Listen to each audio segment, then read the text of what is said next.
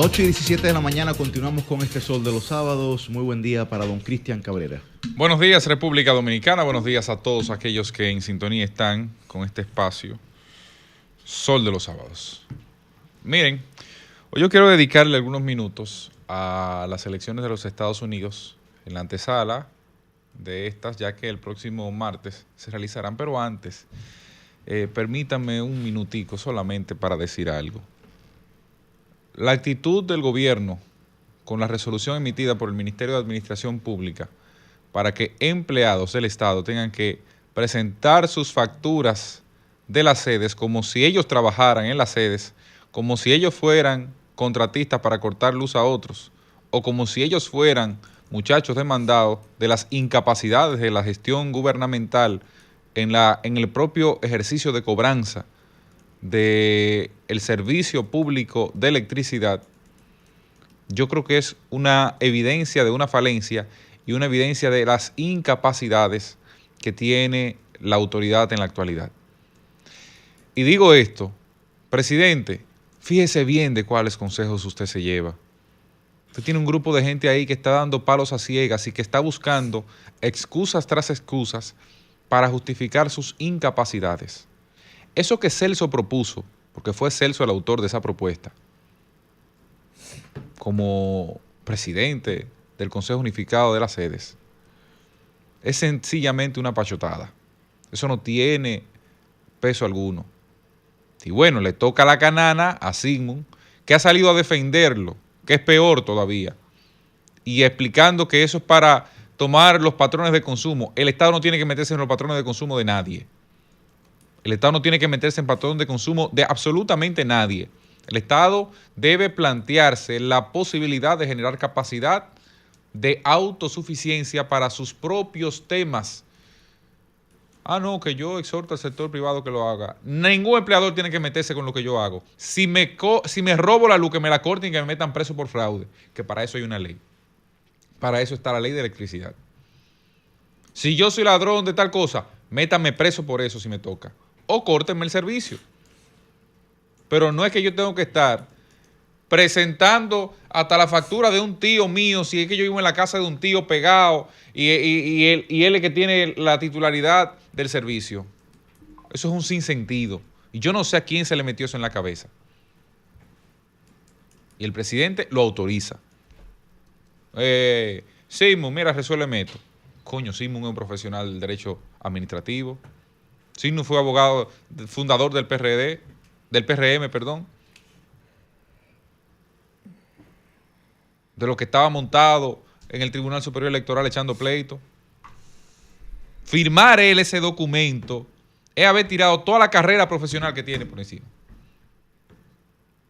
Usted coge un balde de agua y lo tira por la acera. Director legal que corra. Pónchale, por Dios. Por Dios, es que eso no lo aguanta no una sentencia del Tribunal Constitucional, no, eso no lo aguanta un debate, un aula de derecho. Un test de razonabilidad no aguanta. No, es que hay un debate de un aula de derecho en el primer semestre no lo aguanta ese comunicado. Pero bueno, señores, las elecciones de los Estados Unidos, hace días discutíamos sobre la viabilidad de la elección de los Estados Unidos en perspectiva hacia la visión económica de ese país y lo que de alguna forma le conviene en materia geopolítica al mundo. Yo hoy solamente estaré haciendo una comparativa del gobierno demócrata y el gobierno republicano, Trump, Biden, en materia económica, con algunos aspectos. Crecimiento económico. El crecimiento económico del gobierno de Donald Trump 2017-2021, resulta que arrojó un crecimiento de un 2.3% anual. Eso es un crecimiento que se basa en los estándares históricos de los Estados Unidos, porque las potencias, las grandes economías difícilmente crezcan a un ritmo tan acelerado como crecen las pequeñas economías como las nuestras. 2.3%. Eso incluye la caída, el desplome que tuvo la economía de Donald Trump al momento de la pandemia, que como bien saben todos ustedes, tenía un ritmo bastante acelerado e incluye a su vez el repunte, el rebote que posteriormente hubo a principios, a finales de 2020, a principios de 2021. Es decir que, tomando en consideración esos aspectos, podríamos estimar que la etapa prepandemia, que es la etapa que se puede considerar como normal, la economía estadounidense estuvo alrededor de un 2.6% de crecimiento, frente a la de Biden, que ha estado en 2.2%. 2.2%. Contextualizándola, por supuesto, con la etapa de reorganización de la economía para su desarrollo ordinario. Es decir, que el gobierno de Donald Trump fue bastante eficiente en ese sentido. El gobierno de Biden ha tenido sus retos y también ha sido eficiente en ese sentido. Cuando nos vamos al aspecto de la inflación, resulta que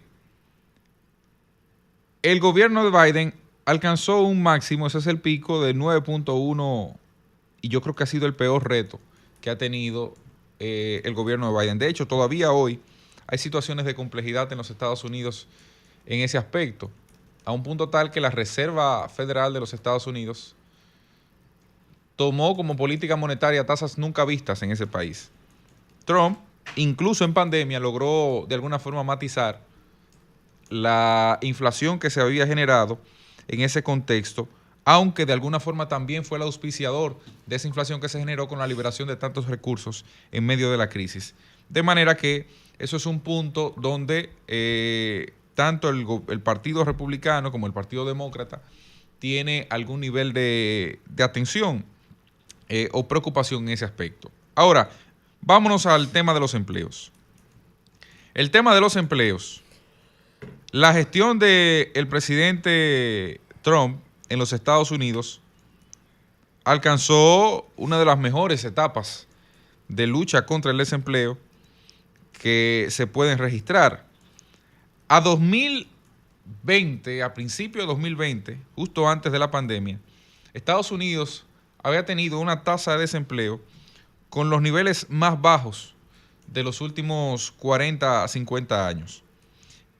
Sin embargo, la pandemia viene, desploma, cierra la economía prácticamente, y hay que decir que Biden supera la cantidad, pero no en materia porcentual. En términos relativos, el desempleo del gobierno de Biden ha estado por encima de lo que Trump lo dejó prepandemia, por lo que ahí se genera una diferencia importante, aunque debo decir que el nivel o la cantidad de empleados en el gobierno de Biden es mayor.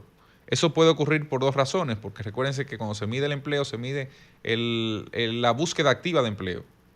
Hay un desincentivo a trabajar a partir de las políticas sociales que se han implementado a partir de la pandemia, o en su defecto, la tasa de empleabilidad ha sido la más difícil de recuperar a partir de las políticas económicas que se han asumido.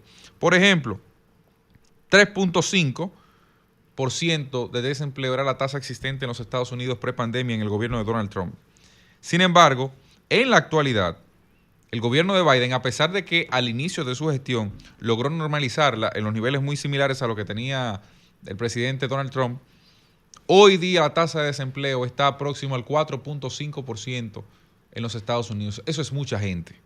Eso es mucha gente, y ahí quizás debe haber un detenimiento y un análisis de lo sucedido. Vámonos con los salarios ya para finalizar esta comparación en esencia del gobierno de Biden y de Donald Trump.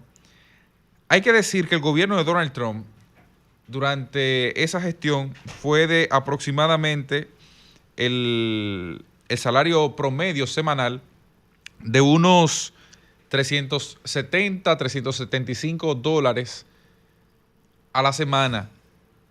Eso luego se disparó con la inflación, con la pandemia, porque comenzaron a llegar los subsidios y los métodos de control de alguna forma del consumo o estímulo, incentivo al consumo, que una vez concluida la pandemia, pues entonces terminó siendo lo que generara el impacto de inflación.